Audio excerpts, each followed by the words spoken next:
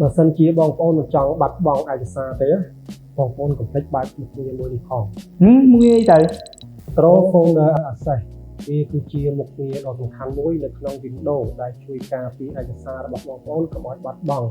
ឬក៏ពីកម្មវិធីផ្សេងៗដែលយើងមិនទុកចិត្ត virus ផ្សេងៗជាពិសេស virus ransomware អញ្ចឹងបងប្អូនណាដែលគាត់ធ្លាប់ជួប virus ransomware គាត់ប្រកាសជាយល់អារម្មណ៍មួយនេះហើយពេលដែលវាឆ្លងគឺវាបំលែងឯកសាររបស់យើងឬក៏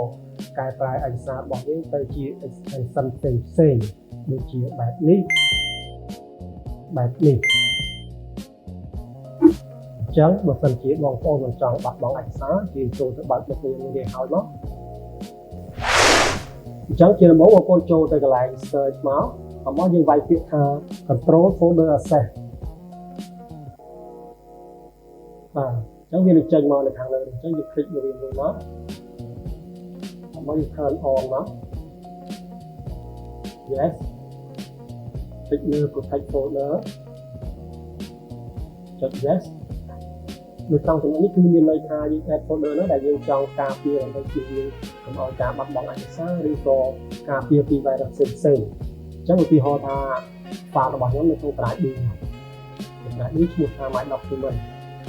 អញ្ចឹងខ្ញុំគ្រាន់តែចុចលើ add folder មកយើងចូលទៅ drive D យើងទៅហើយយើង select លើ folder របស់យើងមក select folder នេះហើយវានឹងចូលហើយហ្នឹងមានន័យថា folder របស់យើងវាត្រូវបាន protect ហើយបាទអាហ្នឹងគឺការស្រេច